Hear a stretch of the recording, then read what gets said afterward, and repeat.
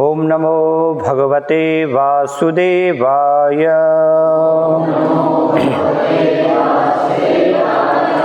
ओम नमो भगवते वासुदेवाय।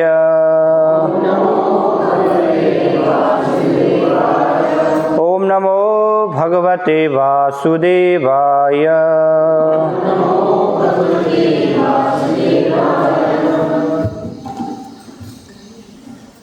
श्रीमद्भागवतम स्कंद 4 अध्याय 4 सती द्वारा शरीर त्याग। श्लोक संख्या 2।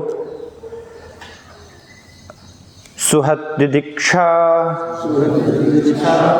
प्रतिघात दुर्मनाः स्नेहात् रुदति अश्रुकला अतिविह्वला भवं भवानी अप्रतिपूरुषं रुषा प्रधक्षति इव एकशत जातवेपथुः।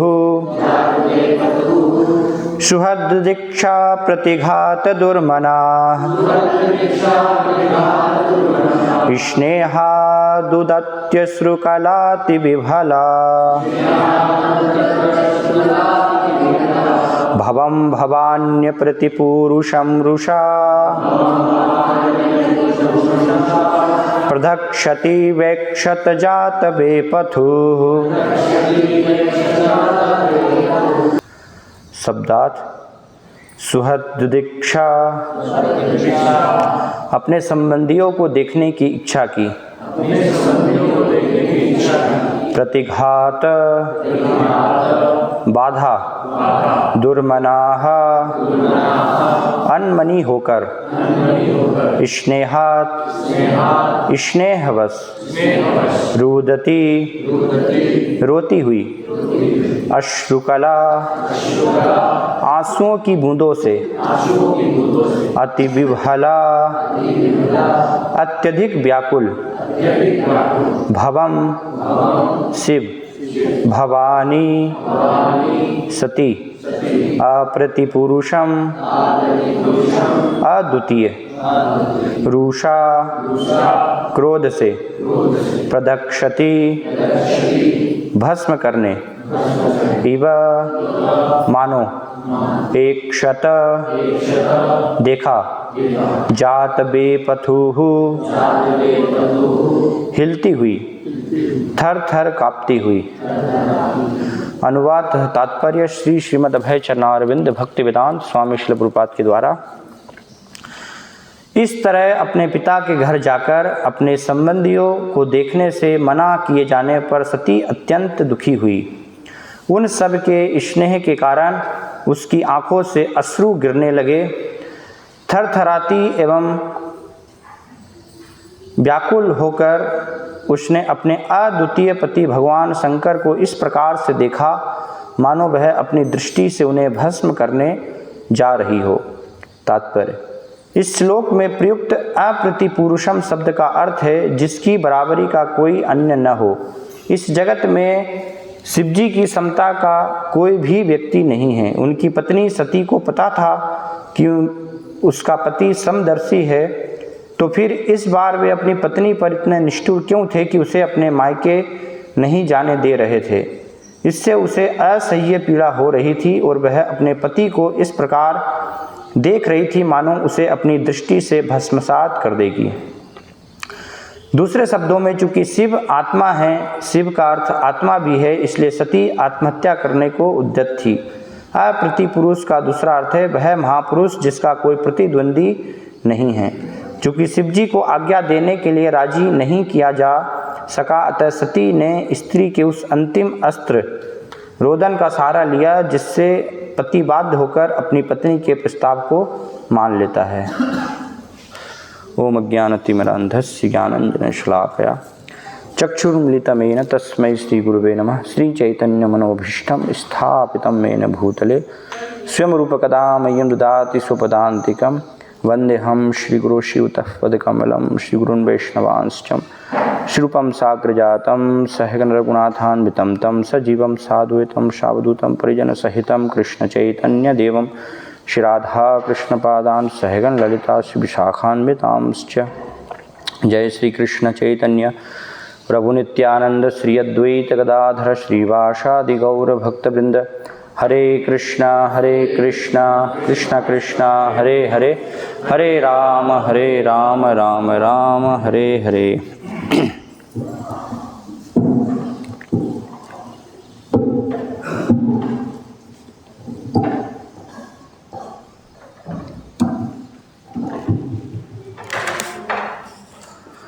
हरे कृष्णा। बहुत दिनों से सती और शिव जी का यह संवाद चल रहा है, काफ़ी चर्चा हो रही है किस प्रकार से दक्ष ने अपमान किया। तो बहुत सारी जो हैं शिक्षाएं हैं, श्रील प्रभुपाद हर एक श्लोक के तात्पर्य में अलग अलग प्रकार से अलग अलग शिक्षाएं हमें प्रदान कर रहे हैं। और ऐसे भागवतम में हम अनेकों उपाख्यान देखते हैं जिसमें कि कई समय तक वो एक ही उपाख्यान जो है कई समय तक चलता रहता है ना। तो कई बार प्रश्न उठ सकता है लोगों में कि कितने लंबे समय से एक ही उपाख्यान चल रहा है ना। कुछ आगे जो है बढ़ना चाहिए, दूसरा कुछ चेंज होना चाहिए। लेकिन अगर ध्यानपूर्वक हम पढ़ें तो बहुत सारी जो हैं शिक्षाएं हैं, है ना। अलग अलग वक्ता जो हैं प्रतिदिन अलग अलग प्रकार से व्याख्या करते हैं, है ना। अलग अलग शिक्षाएं हमें श्रवण करने को मिलती है। कई बार वक्ता भी सोचते हैं कि पूर्व में बहुत सारे सब भक्तों ने बता तो दिया, बहुत सारा बोल दिया ऑलरेडी, तो अब क्या बोलें इस पर है ना। लेकिन अगर ध्यानपूर्वक आप पढ़ेंगे तो भागवतम जो है जैसा कि बताया गया है, कृष्ण तुल्य भागवत विभु सर्वाशय प्रति अक्षरे प्रति श्लोके नाना अर्थ का है। हर एक जो श्रीमद् भागवतम का श्लोक है, अक्षर है, एक एक शब्द में जो है गहन अर्थ छिपा हुआ है ना। तो श्री भक्ति सिद्धांत महाराज हर दिन प्रतिदिन जो एक आध्यात्मिक वो पत्रिका निकालते थे कलकत्ता से। तो किसी व्यक्ति ने उनसे जो है कहा कि कैसे आप जो है हर दिन ये पत्रिका निकाल पाते हैं, है ना। तो भक्ति सिद्धांत महाराज ने बताया कि भगवान की जो सृष्टि है तो भगवान का एक आध्यात्मिक जगत है और आध्यात्मिक जगत और दूसरा फिर एक भौतिक जगत है ना। तो आध्यात्मिक जगत में भी हम देखें तो अनेक जो हैं आध्यात्मिक पर्वों में बैकुंठ ग्रह हैं, है ना। और वो बैकुंठ ग्रह जो अनंत बैकुंठ ग्रह हैं वो क्या है, आध्यात्मिक जो भगवान का पूरा गोलोक वृंदावन क्षेत्र है, धाम है, उसके कोने में सारे जो है ऐसे अनंत कोटि ब्रह्मांड बैकुंठ लोक स्थित हैं, है ना। और बैकुंठ लोक के नीचे हम देखते हैं भगवान महाविष्णु के निश्वास से अनेक जो है ब्रह्मांड प्रकट होते हैं, है ना। हर क्षण जो है भगवान श्वास छोड़ रहे हैं, सारे अनंत कोटि ब्रह्मांड प्रकट हो रहे हैं। तो इन अनंत कोटि ब्रह्मांडों में एक जो है ब्रह्मांड है ना, जिसमें कि अलग अलग वर्ष हैं, है ना। ये ब्रह्मांड में बताया गया इलाव्रत वर्ष है, किम पुरुष वर्ष है, 9 वर्ष बताए गए हैं, है ना। तो हम जो भारत वर्ष जो है ये इलाव्रत वर्ष के अंतर्गत आता है ना। तो और अलग अलग देश हैं, फिर इस वर्ष में अलग अलग देश हैं। हम देखते हैं भारत एक देश है ना, ऑस्ट्रेलिया है, पाकिस्तान है, कितने सारे जो हैं देश हैं। और एक देश में जो है कई बड़े शहर हैं, है ना। बॉम्बे, कलकत्ता, दिल्ली, कई ऐसे महानगर हैं, है ना। तो भक्ति सिद्धांत महाराज समझाते हैं कि कितना जो है ये कलकत्ता जो है छोटा सा शहर है। तो इस छोटे से शहर में भी हम देखते हैं कि प्रतिदिन जो है कितने सारे अखबार निकलते हैं है ना। यहाँ भी देखेंगे तो कितने अखबार निकलते हैं, दैनिक भास्कर है, पत्रिका है, न जाने कितने जो हैं। तो भौतिक जगत में जो है कितनी सारी खबरें निकलती हैं, है ना। एक छोटे से जो है शहर में आप देखें तो कितनी सारी खबरें होती हैं। तो भक्ति सिद्धांत महाराज बताते हैं कि आध्यात्मिक जगत जिसको कि भगवान की जो लीला है वो अनंत है ना, उसका पार नहीं पाया जा सकता, तो फिर उनके बारे में हर दिन जो है क्यों वर्णन नहीं किया जा सकता, है ना। हर दिन उनके बारे में अनंत रूप से वर्णन किया जा सकता है और भक्तगण उसको श्रवण करके उनको आनंद का अनुभव होता, बार बार बार बार श्रवण करके। शौनकादि ऋषि बताते हैं सूत गोस्वामी को कि आप जो बता रहे हैं, उनसे उन्होंने निवेदन किया कि भगवान के बारे में आप बताइए। तो ऐसा नहीं कि उन्होंने पहले जो है भगवान के बारे में श्रवण नहीं किया था।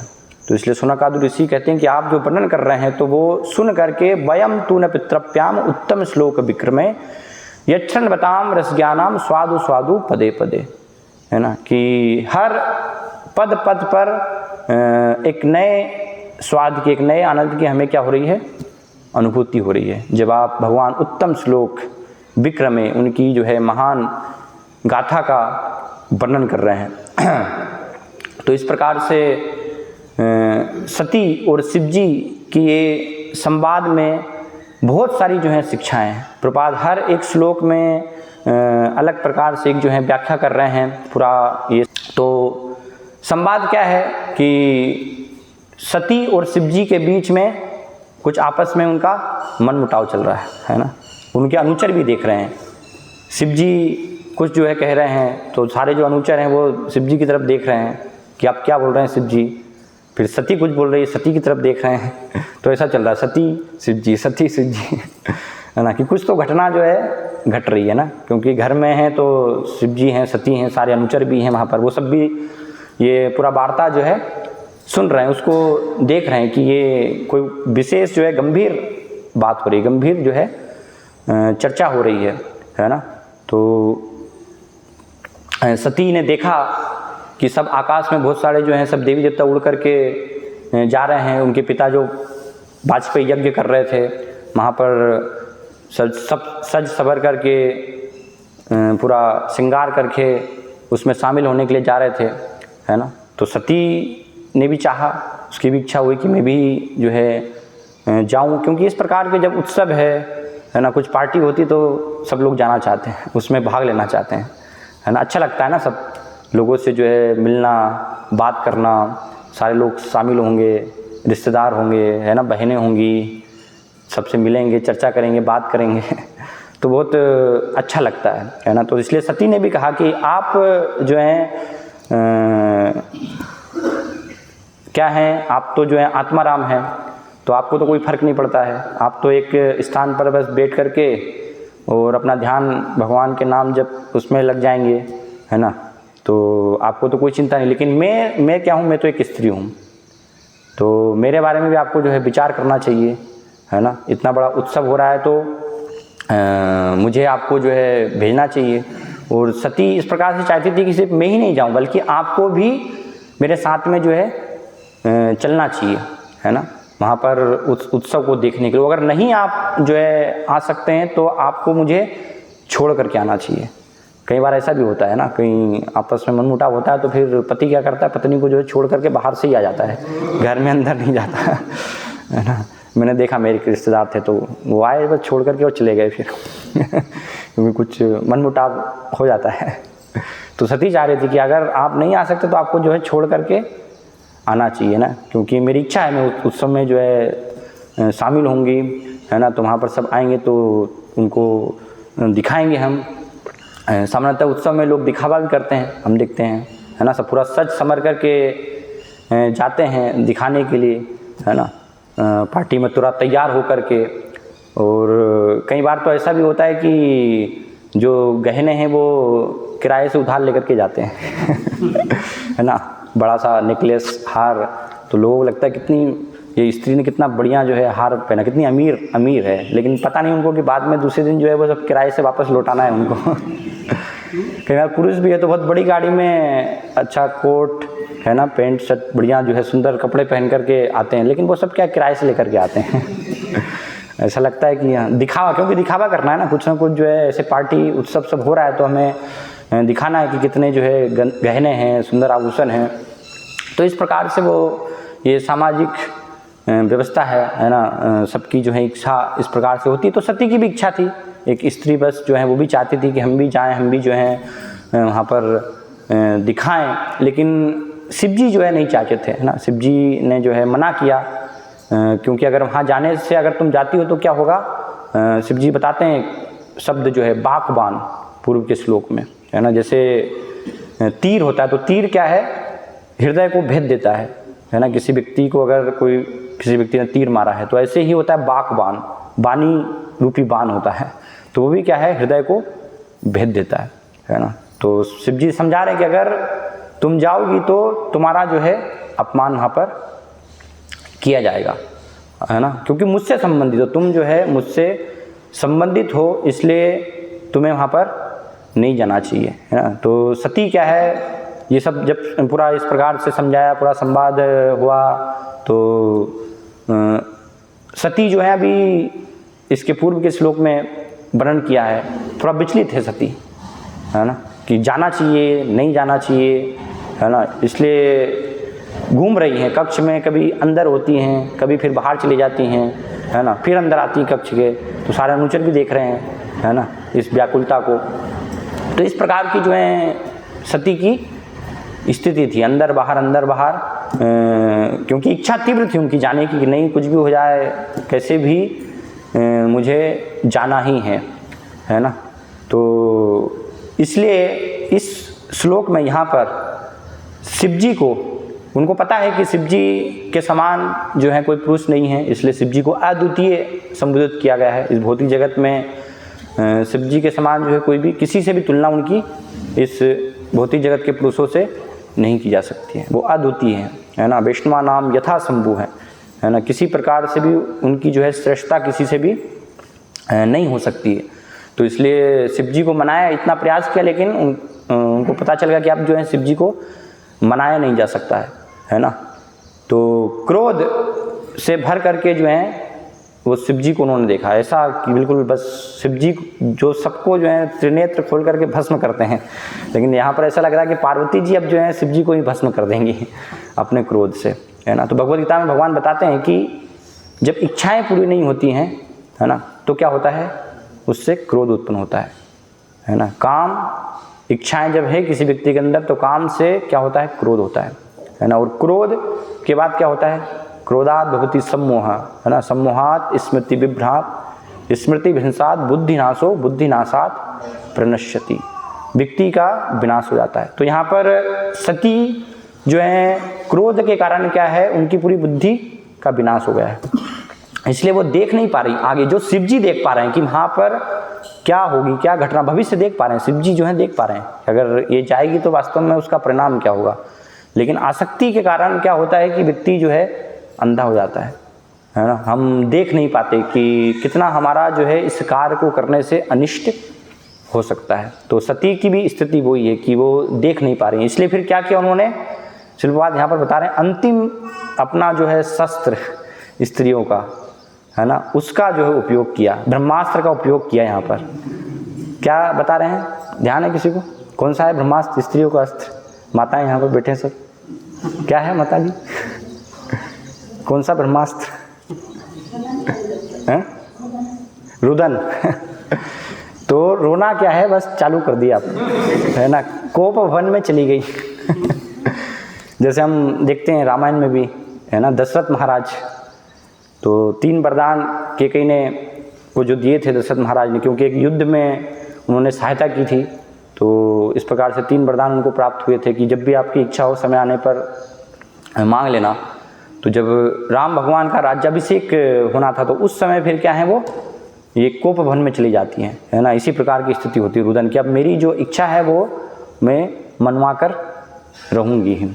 तो कोई भी व्यक्ति जो है जब स्त्री इस प्रकार से रुदन का सहारा लेती है तो फिर वो उसका हृदय जो है द्रवित हुए बिना नहीं रह सकता है ना। वो कठोर हृदय रह ही नहीं पाएगा, संभव ही नहीं है किसी के लिए भी, है ना। वो उसके अंदर हृदय में स्वाभाविक रूप से क्या आ जाएगी, दया आ जाएगी।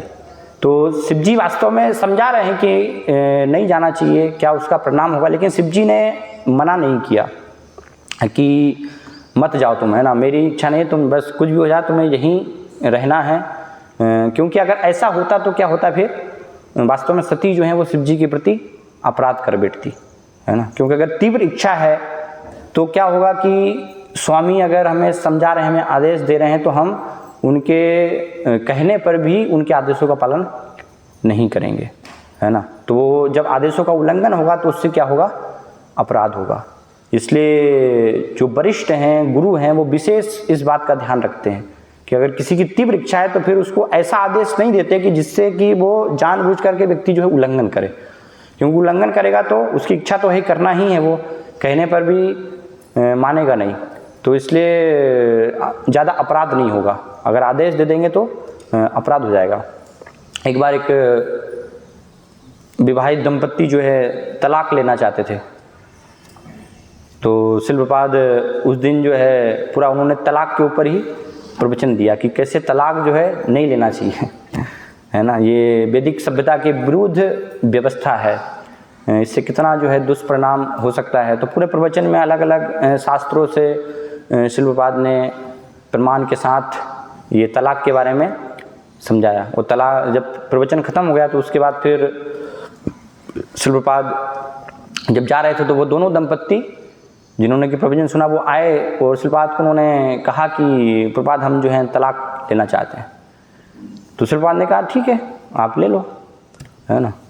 तो एक भक्त ने बाद में शिल प्रपाद से पूछा कि प्रपाद आपने जो है पूरा प्रवचन तो ये दिया कि तलाक नहीं लेना चाहिए और अभी आप बोल रहे हैं कि तलाक ले लो। उनको हाँ बोल दिया आपने तो उनको आपने मना क्यों नहीं बोला, है ना। तो शिल प्रपाद ने समझाया कि ऑलरेडी वो तैयार हैं तलाक लेने के लिए, है ना। वो मानेंगे नहीं, अगर मैं समझाऊंगा भी तो वो मानेंगे नहीं, और अगर मैं इस प्रकार से आदेश दूंगा तो क्या हो जाएगा, अपराध होगा, वो उल्टे जो हैं अपराध करेंगे। तो कई बार गुरु हैं, वरिष्ठ भक्त हैं, तो उनको इस प्रकार से हाँ बोलनी पड़ती है, क्योंकि जिद है अनुयायियों की जिद है कि वो आसक्ति के कारण वो करना चाहेंगे, या आप कितना भी जो है मना बोलो उनको तो वो उसको समझना पड़ता है ना।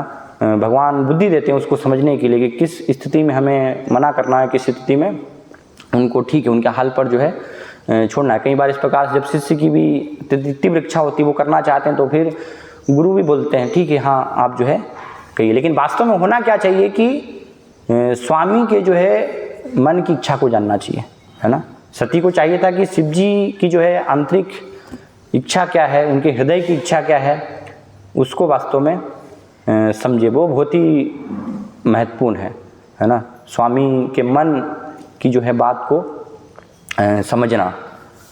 श्रीमद् भागवतम में उपाख्यान एक आता है कर्दम मुनि का, हम देखते हैं।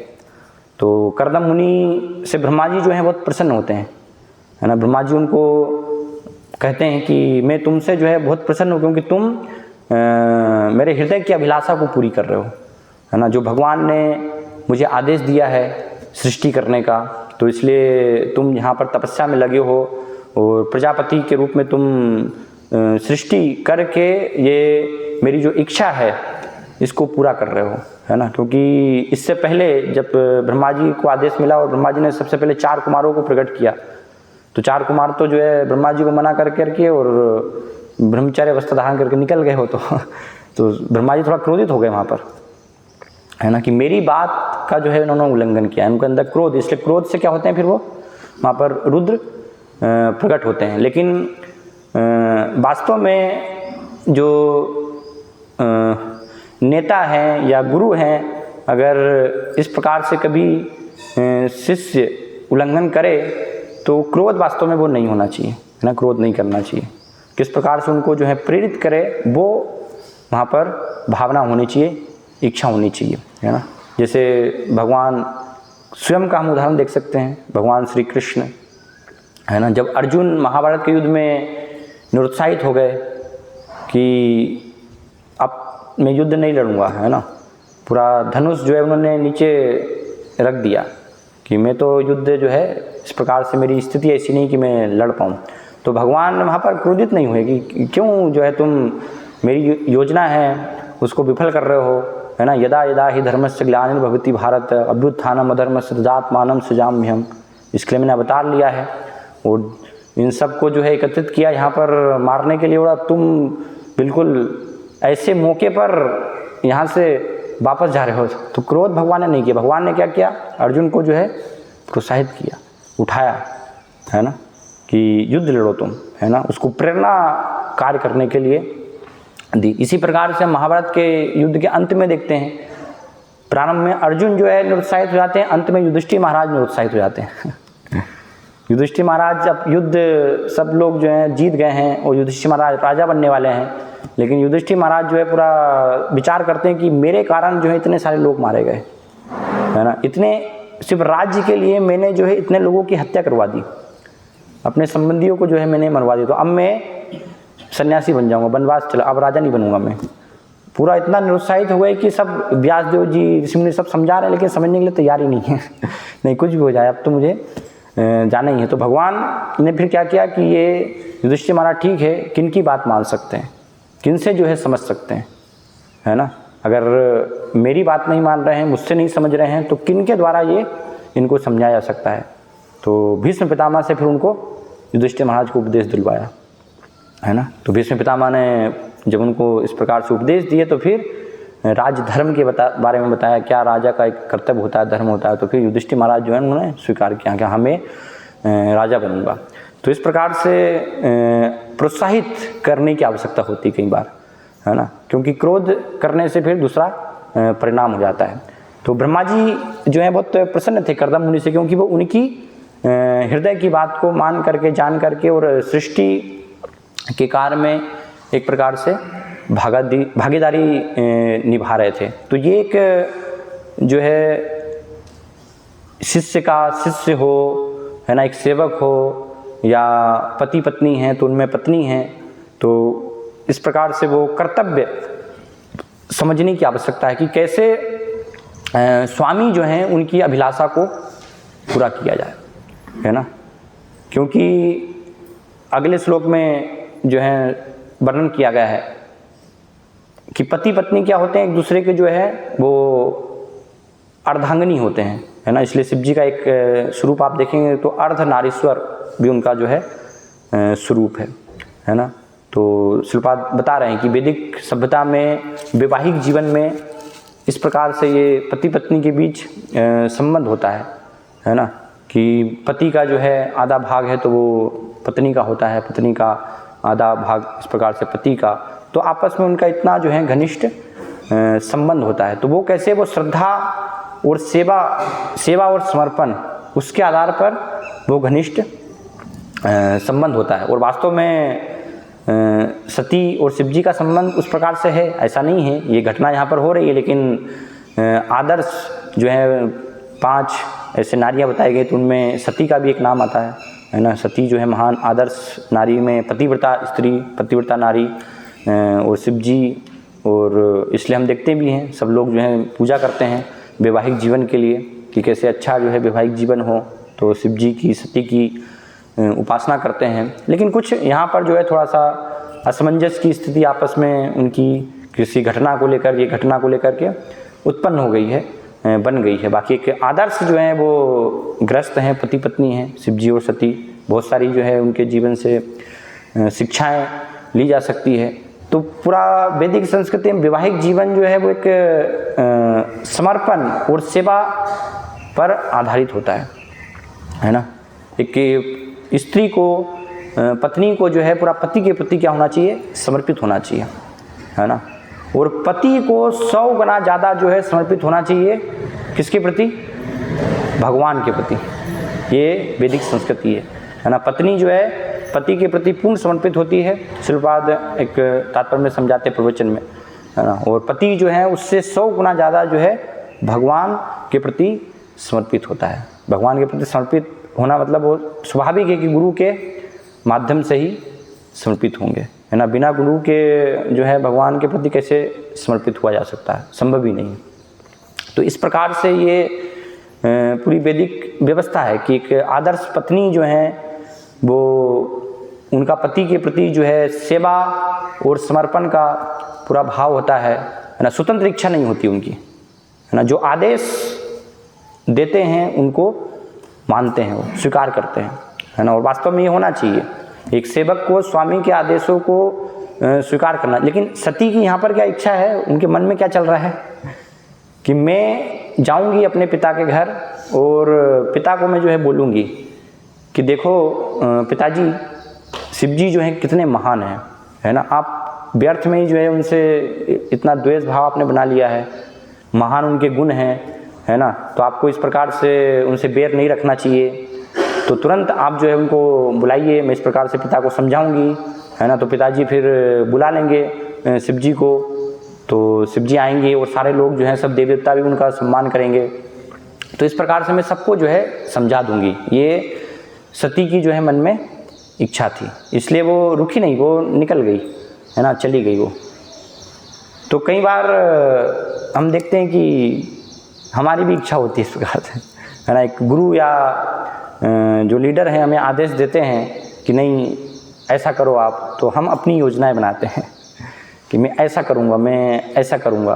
तो इस प्रकार से मैं क्या है इनको अधिक जो है प्रसन्न कर सकता हूँ। आसक्ति भी है सती की थोड़ी सी, लेकिन साथ में वो शिव जी को प्रसन्न करना भी चाहती है कि मैं अपने पिता को मना लूँगी और इस प्रकार से शिव जी को वहाँ पर बुला करके शिव जी का सम्मान होगा, उनको मैं प्रसन्न करूँगी, है ना। लेकिन वास्तव में हमें समझना चाहिए कि जो आदेश हैं यथारूप हमें उनको स्वीकार करना चाहिए। हमारी अपनी योजनाएं जो है मैं बनाने का प्रयास नहीं करना, तो उसमें क्या होगा, त्रुटि होगी उसमें, है ना। एक बार एक मंदिर के अध्यक्ष ने जो है एक भक्त को बताया कि आप जो है प्रचार कीजिए, तो क्या कीजिए, आप जो है कुछ स्टूडेंट्स के लिए एक सेमिनार कीजिए, है ना, 6 सेशन सेमिनार, जैसे हम 6 सत्र का करते हैं ना।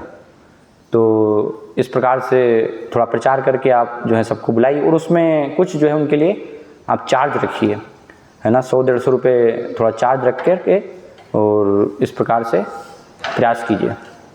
तो उन्होंने हाँ बोल दिया, लेकिन उन्होंने अपनी जो है योजना बनाई कि ठीक है हम इस प्रकार से करेंगे, लेकिन क्या है थोड़ा चार्ज नहीं रखना चाहिए, फ्री करना चाहिए।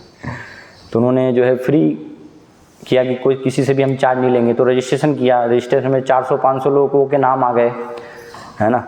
और फिर जब डेट थी कि आज से जो है पहला सत्र शुरू होना है, तो वहाँ पर जो है कुल 500 लोगों का रजिस्ट्रेशन हुआ, उसमें से बस 3 लोग आए, है ना। तो बाद में गए, पूजी इतना हमने जो है प्रयास किया, लेकिन केवल 3 लोग बस आए। तो उन्होंने बताया, मैंने देखो आपने कुछ जो है चार्ज रखा था? बोले नहीं प्रभु जी, चार्ज तो हमने नहीं रखा, बस फ्री था सबके लिए। तो बोले आपने आदेश माना क्यों नहीं? क्योंकि भारत में क्या है, शिल्पाद भी बताते हैं, है ना, भारत में ये इस प्रकार से जो है लोगों की धारणा होती है ना कि अगर कोई फ्री में मिल रहा है तो लोग उसको उतना महत्व नहीं देंगे। जैसे एक प्रपाद एक कथा बताते हैं कि एक कोई व्यक्ति का यहाँ उसका पूरा बगीचा था, एक जमींदार का आम का, तो बहुत सारे जो है आम के अच्छे मीठे फल लगे। तो उसने सब इतने सारे फल लगे तो उसने सब अपने सेवकों को बोला कि सब ले जाओ टोकरियों में भर के और सब गाँव में सबको जो है एक एक व्यक्ति को बांट दो। तो सब गए बांटने में, सबके घर के लीजिए आपके लिए हम जो है आम लेकर के आए। तो सब सोचने लगे, बोले ये आम लेकर के आए क्या, कुछ जहर तो नहीं मिला इसमें? कुछ मिला तो नहीं दिया गया, फ्री में क्यों दे रहे हैं, है ना। तो वो लौटा दी, किसी ने भी जो है लिए नहीं वहाँ पर, है ना। लेकिन वही चीज़ अगर मूल्य से आप देंगे, उसको कुछ दाम रख देंगे, तो फिर कितनी ही बेकार चीज़ क्यों ना हो, वो बेकार चीज़ को भी आप 100 रुपये बता करके जो है मॉल में रख देंगे वहाँ पर बढ़िया फ्रिज में, तो सब लोग खरीद के ले जाएंगे, है ना।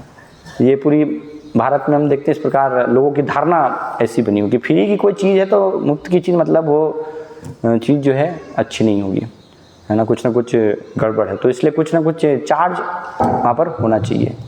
तो आदेश का पालन नहीं किया तो फिर उसका परिणाम जो है अलग हुआ, है ना। तो कई बार ऐसी स्थिति होती है कि हम अपनी योजनाएं जो हैं बनाते हैं, एक प्रकार से हम करना चाहते हैं, लेकिन वास्तव में यथारूप, इसलिए शिल्पाद भगवद गीता यथारूप दी, है ना। बार बार शिल्पाद ने यथारूप शास्त्रों के अनुसार जो है प्रचार किया कि एज इट इज़ हमें जो है गुरु और कृष्ण के निर्देशों को पालन करना चाहिए। कुछ भी अपना जो है उसमें जोड़ना मिलाना वो हमें कार्य नहीं करना चाहिए, नहीं तो उससे क्या होगा, परिणाम अलग होगा, सही परिणाम नहीं होगा। जो आचार्य हैं उनके मत को हमें पूर्ण रूप से स्वीकार करना चाहिए। चेतन चेतन में बताएगा, आचार्य मत यही सही मत सार, तार आज्ञा लांघी चले सही तो असार। जो आचार्यों का मत है वही वास्तव में सार है, उसको हमें स्वीकार करना चाहिए। और आचार्यों के मत से विपरीत अगर कोई व्यक्ति जो है अपने मत के अनुसार कार्य करता है तो वो व्यक्ति क्या हो जाता है, असार हो जाता है। उस व्यक्ति को फिर कृष्ण भावना में सफलता नहीं मिल पाएगी। तो सती की वही स्थिति है ना। अगर शिव जी जिस प्रकार से समझा रहे हैं उनके अनुसार उसको मान करके वो एक पतिव्रता स्त्री से आशा भी की जाती है कि अपने स्वामी के आदेशों को पालन करे, है ना। लेकिन कलयुग में पूरी जो है विपरीत स्थिति वैदिक सभ्यता के हम देखते हैं, है ना। कलयुग में पूरा वैवाहिक जीवन जो है, संबंध जो है वो पूरा किस पर आधारित है। श्रीमद् भागवतम के 12वें स्कंद में बताया गया, एक दूसरे की काम इच्छाओं की पूर्ति करने पर, है ना। यहाँ पर भी काम इच्छा की पूर्ति और स्वतंत्र, वहाँ पर भावना जो है वो पूरी स्वतंत्र भावना है। वर्तमान समय में हम देखते हैं ना, हर एक जो है अपने स्वतंत्र मन के अनुसार बस अपने इंद्रिय भोग को पूरा करना चाहता है। तो उसके कारण हम देखते हैं समाज में फिर समस्या आती है ना।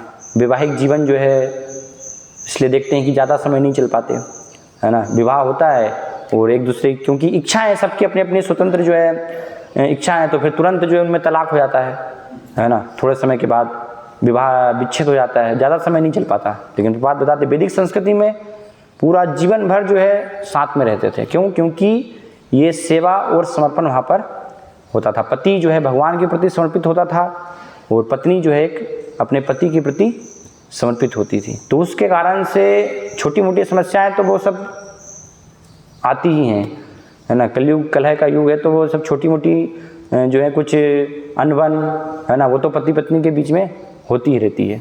लेकिन उसके कारण वो सब होने के बाद भी साथ में रहते थे। लेकिन कलयुग में थोड़ा सा बस कुछ हुआ तो बस तलाक है ना। संबंध जो है वहाँ पर आपस में फिर खराब हो जाते हैं।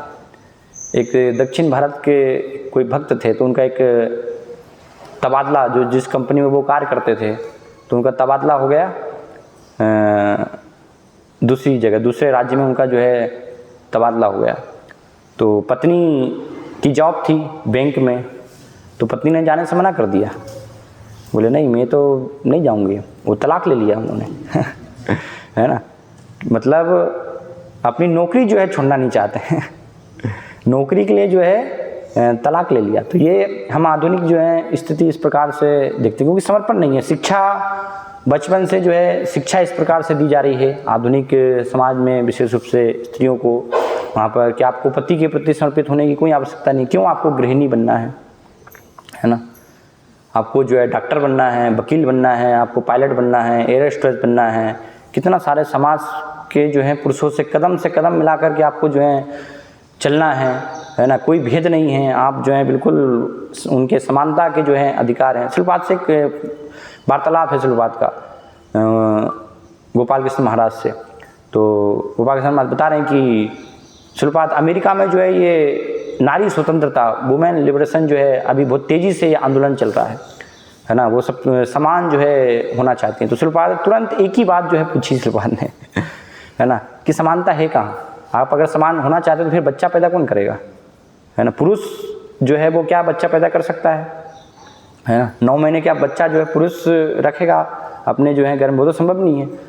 तो प्रकृति अलग अलग है ना। भगवान ने जो है प्राकृतिक व्यवस्था बनाई है। स्त्री का एक शरीर अलग है, पुरुष का जो है शरीर अलग है। दोनों के अपने अपने जो है कार्य वहाँ पर बताए गए।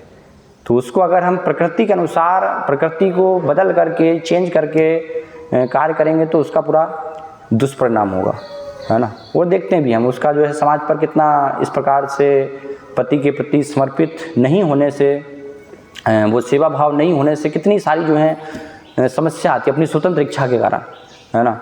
स्वतंत्र इच्छा है, स्वतंत्र इच्छा से जॉब कर रहे हैं तो कोई बस पति की मानना नहीं है, अपनी मनमर्जी से फिर क्योंकि खुद जॉब कर रहे हैं तो पैसे खर्च कर सकते हैं, है ना। अपनी इच्छा के अनुसार जो है जब जी चाहे शॉपिंग कर सकते हैं, कोई रोक टोक नहीं है वहाँ पर, है ना।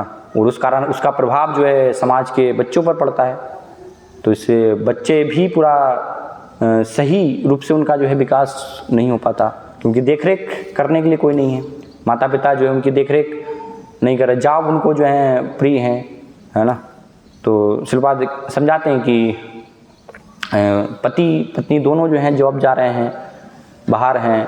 तो एक बच्चा जब सो जाता है तब उसके पिता जो हैं घर में वापस आते हैं, और जब वो सो करके उठता है उससे पहले निकल जाते हैं, तो वो देख ही नहीं पाता। फिर एक दिन जो अचानक से देखता है कि कोई व्यक्ति जो है घर में सो रहा है, तो वो पूछता है माँ से, ये कौन है वास्तव ये व्यक्ति कौन है ना। तो स्थिति ये आधुनिक स्थिति इस प्रकार से पूरा ये समर्पण नहीं होने से ऐसी स्थिति और भी विकृत स्थिति हो रही है हम देख रहे हैं, क्योंकि और ज़्यादा जो है ये स्वतंत्रता की भावना जो है बढ़ रही है ना। पूरी शिक्षा इसी प्रकार से दी जा रही है कि आपको किसी के अंतर्गत जो है नहीं रहना है ना। आप जैसा आपका मन कर रहा है वैसे आपको बस मानना, किसी की भी आपको जो है सुननी नहीं। वो देखते भी हम लोग जो हैं इस प्रकार से सुनते नहीं, किसी को भी आप जो है बिल्कुल थोड़ी सी भी उनको जो है आज के आधुनिक समय में सलाह नहीं दी जा सकती है ना। इवन भक्तों के समाज में भी हम जो है देखते हैं, है ना। अगर माता पिता कभी कुछ बोल दें, बच्चों को कह दें, तो वो बिल्कुल विरोध में जो है हो जाते हैं, है ना, विरोध में चले जाते हैं। तो ये स्थिति है ना। भक्तों में तो है ही, वहाँ पर तो भक्तों के समाज में भी ये स्थिति। क्यों? क्योंकि ये समर्पण जो है, सेवा भाव, पूरा वैदिक सभ्यता की जो सिद्धांत है उसको हम जो है नहीं समझेंगे। एक सेवक का जो है कर्तव्य क्या होता है ना। तो इसलिए बहुत यहाँ पर महत्वपूर्ण, इसके अगले श्लोक में वर्णन आएगा कि जब सती जो है चली गई तो जो अनुचर थे उनके, तो अनुचरों ने क्या किया, वो असमंजस में थे कि अब क्या करें। सती अकेले जा रही है तो सती के साथ जाएं कि अब हम तो शिव जी के अनुचर हैं, वो शिव जी तो नहीं चाहते कि उनके साथ वहाँ पर जाना है, तो यहीं रहें कि सती के साथ जाएं, है ना। लेकिन अनुचर जो है शिव जी के हृदय को जानते थे कि उनके हृदय की इच्छा क्या है ना। तो सती चूँकि बात नहीं मान के अकेली जा रही थी, लेकिन फिर भी वो चाहते थे कि ये अकेली नहीं जाए। तो इसलिए अनुचर जो है वो सब शिव जी के हृदय को समझ गए और उनके साथ सारे अनुचर हो लिए। और सती को जो है उन्होंने नंदी पर बिठा लिया, है ना। और अलग अलग जो सामग्री भी जो भी है वो सारी उनकी व्यवस्था कर दी। तो ये एक सेवक की भावना जो है होनी चाहिए ना, कि वो स्वामी के हृदय को वास्तव में इसको उत्तम सेवक बताया गया है। रामायण में 3 प्रकार के सेवक के स्तर बताए गए हैं, कनिष्ठ, मध्यम और उत्तम, है ना। तो कनिष्ठ सेवक क्या होता है, जो स्वामी आदेश देते हैं तो वो आदेश दिए हुए आदेश को भी पूरा नहीं करता है, इतना वो निकृष्ट सेवक होता है ना। मध्यम सेवक जो होता है वो जितना बस कहा जाता है उतना कर लेता है ना। कई बार हम देखते हैं भक्तों में, तो उनको थोड़ा सा अलग बोला जाता है, फिर ये आपको करना है, तो बोला नहीं मुझे तो ये बताया नहीं गया है, जो मुझे बताएगा, जो सेवा दी वो बस मैंने कर ली, ये मेरी सेवा नहीं है ये तो दूसरे की सेवा है ना। सब कुछ कृष्ण की सेवा है क्या, मेरी तेरी सेवा है ना। हर जो भी है वो सब कुछ कृष्ण के लिए हो रहा है ना, कृष्ण की वो भावना वास्तव में होनी चाहिए। ये नहीं कि ये मेरी सेवा है, ये इसकी सेवा है, तो मेरी सेवा मैं बस करूँगा, वो निकृष्ट जो है विचार। उत्तम सेवक का विचार क्या है, स्वामी किससे प्रसन्न होंगे, है ना, गुरु किससे प्रसन्न होंगे, कृष्ण किससे प्रसन्न होंगे। तो उनके हृदय की इच्छा को जान करके बस उसको जो है वहाँ पर पूरा करना। एक बहुत सुंदर श्लोक आता है, स्तोत्र रत्न, यमुनाचार्य उसमें वर्णन कर रहे हैं। भवंत मेवानुचरण निरंतर प्रशांत निशेष मनोरथांतर कदाहम एकांतिक नित्य किंकर प्रहरश्यामी सनाथ जीवितम। तो इसमें बताया गया कि भवंत मेवानुचरण निरंतर, है ना, प्रार्थना कर रहे हैं वहाँ पर जो कि कब मैं जो है निरंतर नित्य रूप से जो है आपका अनुचर बन पाऊँगा, आपका सेवक में बन पाऊँगा, है ना। भवंत मेवानुचरण निरंतर। और वो सेवक बनने से क्या होगा, मनोरथांतर, निशेष, प्रशांत निशेष मनोरथांतर। प्रशांत अर्थात प्रकृष्ट रूपेण शांत, पूर्ण रूप से भगवान का जब हम सेवक बनते हैं या भगवान के प्रतिनिधि हैं, गुरु हैं, उनके जब हम समर्पित होते हैं तो वो समर्पण से क्या होता है, पूर्ण रूप से हम शांत हो जाएंगे। हमारे जो मनोरथांतर है, मन के रथ पर सवार होकर के हम जो कार्य कर रहे थे तो उससे पूर्ण रूप से मुक्त हो जाते हैं। वो जब तक मनोरथांतर, मन के रथ पर कार्य होकर सवार होकर के हम कार्य करते रहते हैं तो क्या होता है, जीवन में अशांति बनी रहती, हमेशा विचलन जो है जीवन में बने रहेगा, है ना। सती की स्थिति ये है क्योंकि वो मन के रथ पर सवार होकर कार्य कर रही है, अभी शिव जी के प्रति समर्पित नहीं है। तो एक सेवक जब स्वामी के प्रति समर्पित नहीं होता है तो हमेशा उसके जीवन में जो है अशांति होगी, है ना। कभी भी सही निर्णय जो है उसका नहीं हो पाएगा, क्योंकि उसकी स्वाभाविक स्थिति क्या है, एक सेवक होने की है ना। वो स्वाभाविक स्थिति से जब भी हम जो है विपरीत स्थिति में जाने का प्रयास करेंगे, उससे हम सुखी होना चाहेंगे, तो क्या होगा, वो उससे जो है दुविधा होगी, फिर वहाँ पर जो है समस्या आएगी। तो इसलिए बताया, जब एक भगवान के चरण कमलों में व्यक्ति जो है उनका अनुचर बनता है, समर्पित होता है, तो उससे क्या है, प्रकृष्ट रूप से, पूर्ण रूप से शांत हो जाता है, सारे जो है मन के उसके विकार हट जाते हैं। तो इस प्रकार से प्रार्थना कर रहे हैं। फिर आगे बता रहे, कदा हम एकांतिक नित्य किंकर, है ना, कब मैं जो है आपके नित्य किंकर के रूप में स्थापित हो पाऊंगा, है ना, क्योंकि मैं आपका जो है, ये मेरी स्थिति नित्य किंकर है, अर्थात किम करोति इति किंकर है, मैं क्या करूं, ऐसा कब जो है कि मैं हर समय जो है आपके आदेश पालन करने के लिए उपस्थित रहूंगा। इस प्रकार की जब स्थिति होगी तो प्रहरस्यामि सनाथ जीवितम, हर समय हर सदैव जो है प्रहरस्यामि, प्रसन्न रहूंगा, है ना, प्रसन्न चित्त होगा। यह आत्मा सुप्रसिद्धति, इससे जो है आत्मा हर समय प्रसन्न रहेगी। तो ये वास्तविक स्थिति की कैसे हम जो है ये सेवक के कर्तव्य को समझें, सेवक की भावना को जो है समझें कि स्वामी का हृदय क्या है, स्वामी वास्तव में क्या चाहते हैं, है ना, उनको किस प्रकार से जो है प्रसन्न किया जाए। इसलिए रूप गोस्वामी बताते हैं तत्सुख सुखित्वम, एक स्वामी सेवक की इच्छा होती है भगवान का सुख किस में, भगवान को आनंद किस में मिलेगा, है ना।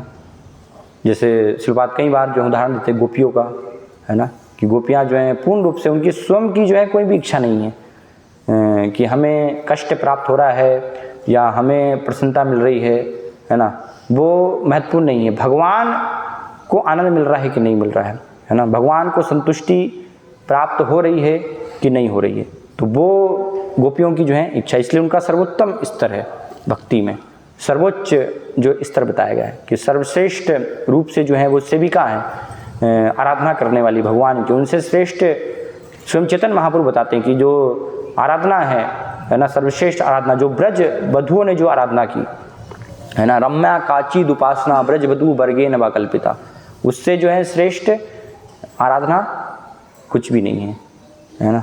तो वो भावना को जो है विकसित की, कैसे हम स्वामी के हृदय को जो है जाने, है ना, भगवान का वास्तव में हृदय क्या है। चेतन महाप्रभु की लीला में वर्णन आता है कि जब चेतन महाप्रभु ने संन्यास लिया, तो संन्यास के बाद चेतन महाप्रभु जो है वृंदावन जाना चाहते थे, लेकिन नित्यानंद प्रभु जो है उनको वृंदावन की जगह शांतिपुर लेकर के गए।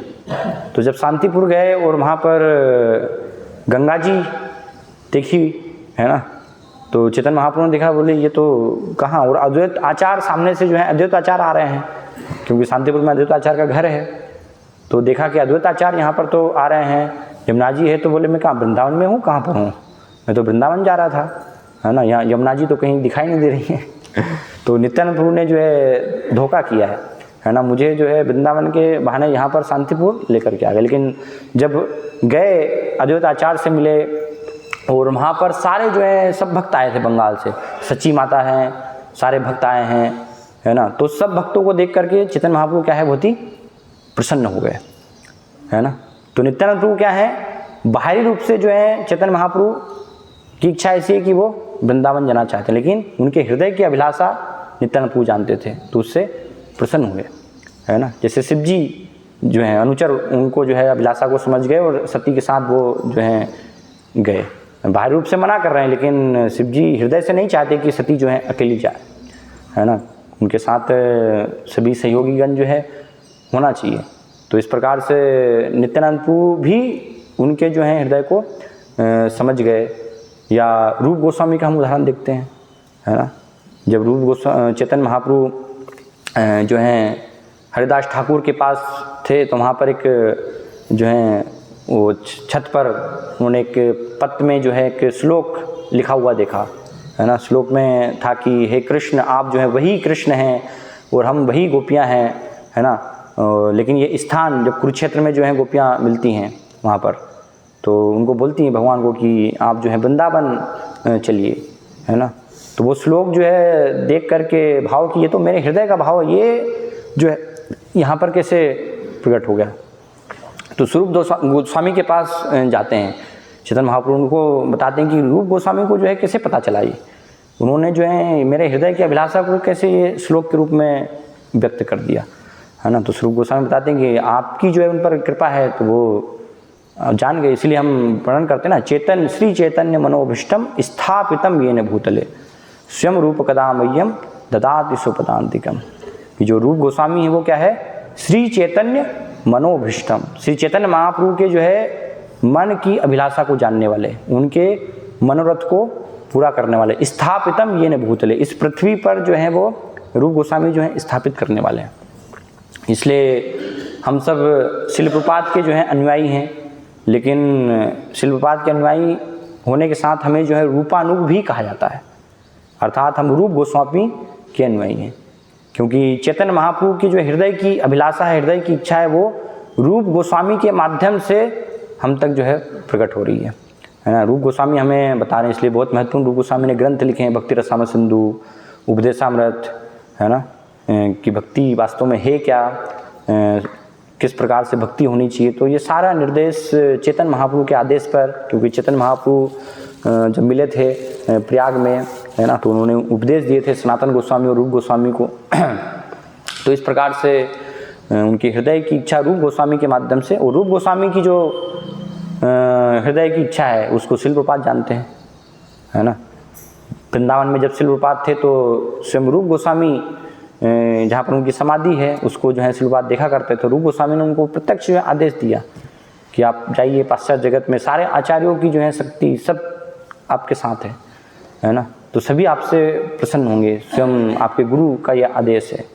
तो रूप गोस्वामी के आदेश पर, उनकी इच्छा पर, इस प्रकार से उनके हृदय को जान करके शिल प्रपात ने पूरा ये आंदोलन जो है स्थापित हो, उसमें सफल हुए हम देखते हैं ना। तो शिल प्रपात रूप गोस्वामी के हृदय को जानते हैं, तो इसलिए शिल प्रपात के हृदय को कौन जानता है ना। हमें उनके प्रति समर्पित होने की आवश्यकता है, जो कि शिल प्रपात के जो है मूड एंड मिशन, उनके हृदय की अभिलाषा जो है क्या है, कैसे उसको पूरा करना है। तो ये कृष्ण भावनामृत आंदोलन में जो वर्तमान में अनुयायी हैं उनका ये वास्तव में कर्तव्य है ना, कि हम शिल प्रपात की इच्छा को जानें और उसको पूरा करने का प्रयास करें, ना कि जो है ऐसे महान आचार्य के विपरीत, जिनकी इच्छा के विरुद्ध हम जो है कुछ कार्य करें, है ना। हम देखते हैं लोग जो हैं मनमाने ढंग से अपने जो है इच्छा के विरुद्ध कार्य करने का प्रयास करते हैं। वो सोचते हैं कि नहीं, ये तो शिल प्रपात की जो है इच्छा है ना, अपनी इच्छा को जो है वो शिल प्रपात की इच्छा मान लेते हैं। ऐसा भी होता है कई बार, और शिल प्रपात के समय भी हुआ, हम देखते हैं, है ना। इसलिए कि सेवक को जो है जानना चाहिए, उसको अज्ञानता में नहीं रहना चाहिए, है ना। उसको जानना चाहिए कि वास्तव में स्वामी की इच्छा क्या है, इसलिए श्रवण करना चाहिए, है ना। श्रवण करेंगे तो हम समझ पाएंगे, जान पाएंगे कि गुरु क्या चाहते हैं, कृष्ण क्या चाहते हैं, है ना। श्रवण नहीं करेंगे तो कोई कुछ भी बोलेगा तो उसको हम जो है मान लेंगे, है ना। अंधविश्वास के जैसे बस हम जो है चलते रहेंगे इस आंदोलन में, तो उससे किसी भी प्रकार से फिर लाभ होने वाला नहीं है, भक्ति में हमारी प्रगति होने वाली नहीं है ना। जैसे शिल प्रपात के समय ही हुआ, एक शिल प्रपात के जो हैं शिष्य थे, तो एक मंदिर में जो है उन्होंने योगा क्लास जो है चालू कर दी है ना। रोज़ सुबह सुबह जहाँ पर भगवान के नाम हरे कृष्ण महामंत्र का जप करना चाहिए, तो वहाँ पर जो है वो पतंजलि योग करने लगे, है ना, योग। और फिर उसके बाद जो है अंतिम में बस एक बार हरे कृष्णा कृष्णा कृष्णा हरे हरे, हरे राम राम राम हरे हरे, बस इस प्रकार से। तो प्रभुपाद को पता चला कि बोले ये क्या हो रहा है, मंदिर है हमने स्थापित किए, कृष्ण भावना आंदोलन पे लोग आए, नृत्य करें, कीर्तन करें, है ना, भगवान की इस प्रकार से भक्ति करें, और उन मंदिरों को आपने जो है ये योगा क्लास बना दिया है ना। तो इसलिए समझने की आवश्यकता है कि वास्तव में सही जो है गुरु के आदेश, उनके हृदय की इच्छा, उसके थोड़ा प्रगत स्तर जो है चाहिए, है ना, बहुत करीबी स्तर चाहिए गुरु के ये हृदय को समझने के लिए, है ना। एक सामान्य स्तर होता है कि स्वामी हैं और सब लोग जो है उनको सम्मान दे रहे हैं, है ना, जो भी आदेश दे रहे हैं नतमस्तक हैं, है ना, खड़े हुए हैं वहाँ पर, तो वो भी एक स्तर है सेवा का। लेकिन उससे भी श्रेष्ठ स्तर क्या है कि उनके हृदय को, भाव को जो है समझना, है ना। क्योंकि उसमें कई बार बाहरी रूप से हो सकता है कि स्वामी ऐसा लग सकता है कि वो मना बोल रहे हैं, लेकिन हृदय की इच्छा अलग हो सकती है ना। जैसे महाभारत में एक उपाख्यान आता है कि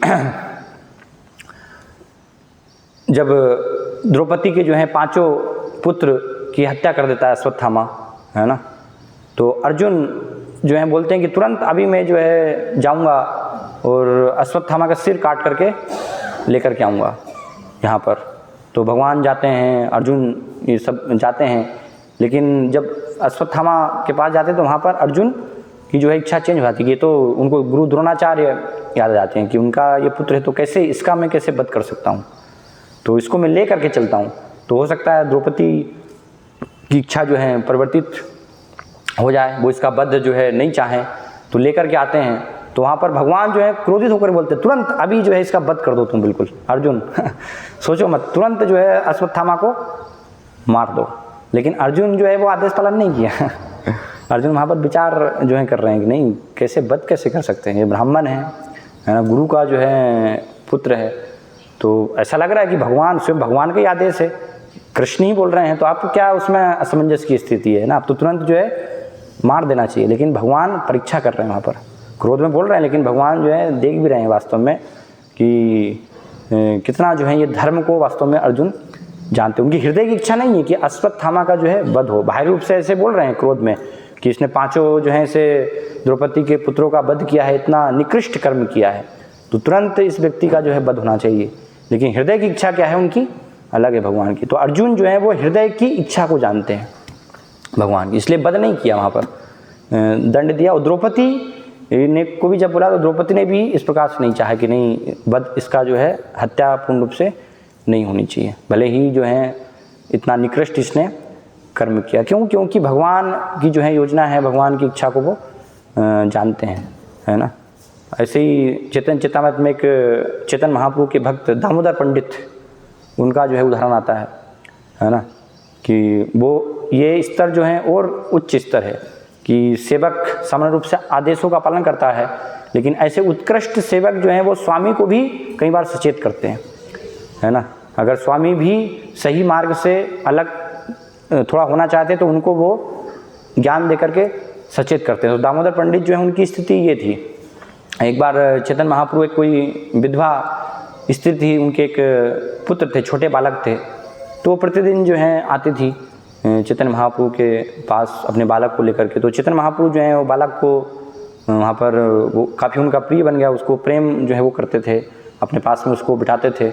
तो दामोदर पंडित जो उन्होंने चेतन महाप्रभु को टोका कि ये आप क्या कर रहे हैं है ना, जो समाज जो है आपकी निंदा करेगा, आप सन्यासी हैं, सन्यासीर अल्प छिद्रे सर्वलोके गाय, है ना। एक छोटा सा भी जो है छिद्र है कुछ चरित्र में जो है देखेंगे तो उसको सारे जगत में निंदा होगी, है ना। ये छोटा बालक है, आप इस पर इतना जो है प्रेम दिखा रहे हैं, तो इस बालक पर प्रेम दिखाना मतलब आप जो है उस स्त्री पर प्रेम दिखा रहे हैं, है ना। क्योंकि ये बालक जो शरीर है वो किसका शरीर है, उस स्त्री का शरीर है ना। जो उसके पिता हैं पुरुष हैं, उनके वीर से उत्पन्न हुआ, और ये स्त्री के शरीर का रूपांतरण है। तो इस प्रकार से बच्चे को प्रेम दिखाना मतलब वो आप स्त्री को प्रेम करने के समान है। तो इसलिए ये तो बहुत निंदा हो जाएगी सन्यासी यहाँ है ना। तो चेतन महाप्रभु को सचेत किया उन्होंने। तो चेतन महाप्रभु फिर बाद में उन्होंने बोला कि इनको अब यहाँ पर कभी भी आने न दिया जाए, है ना। तो फिर बालक बाद में वहाँ पर नहीं आते थे, है ना। तो इस प्रकार से हम देखते हैं, तो चेतन महाप्रभु थोड़ा कटाक्ष भी करते हैं कि मैं सन्यासी हूँ, है ना, और तुम ब्रह्मचारी हो। दामोदर पंडित को बोलते हैं वो तुम ब्रह्मचारी होकर के जो है मुझे इस प्रकार से उपदेश दे रहे हो, सलाह दे रहे हो। लेकिन वास्तव में वो सारे समाज के हित में, कल्याण में थी। तो इस प्रकार भी जो है घनिष्ठ सेवकों का ये स्तर होता है ना, जो पूरा कि उनके हृदय की जो है इच्छा क्या है।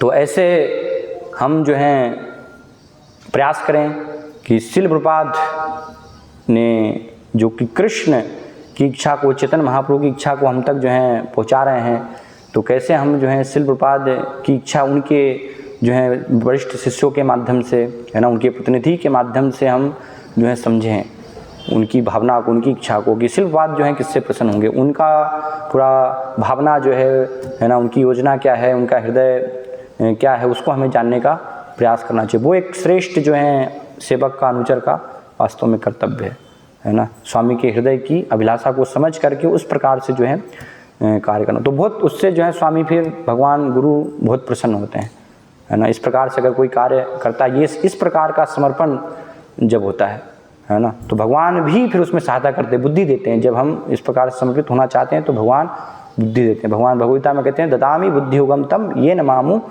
पयांति थे। जो मेरे पास आना चाहता है, सेवा करना चाहता है, तो मैं उसको जो है बुद्धि देता हूँ, है ना, कि कैसे गुरु की इच्छा को वो जो समझ पाए, है ना। गुरु मुख पद्म वाक्य चित्ते ते करिया एक आर न करी हो मने आशा। और कोई जो है मेरी दूसरी आशा नहीं होनी चाहिए। पूरा चित्त हमारा जो है वो गुरु की इच्छा से, गुरु के चित्त से, उनके हृदय की अभिलाषा से एक हो जाना चाहिए, है ना। तो ये संबंध होना चाहिए वास्तव में, इस प्रकार का गुरु शिष्य के बीच में, पति पत्नी के बीच में, है ना, एक पिता पुत्र के बीच में, ये सब जो भी हैं आपस में ऐसा समर्पण, ऐसा जो है घनिष्ठ संबंध होना चाहिए कि पत्नी जो है वो पति के हृदय को समझे, है ना, उनकी हृदय की इच्छा क्या है। एक गुरु, एक शिष्य जो है वो गुरु के हृदय को जाने कि उनकी इच्छा क्या है, और उनके बताए बिना जो है हृदय की इच्छा को समझ करके उस प्रकार से फिर कार्य करे, तो उससे वो कृष्ण को प्रसन्न कर पाएगा। हरे कृष्णा। तो यहाँ पर हम विराम देंगे। कोई अगर प्रश्न है आपके, जिज्ञासा पूछ सकते हैं।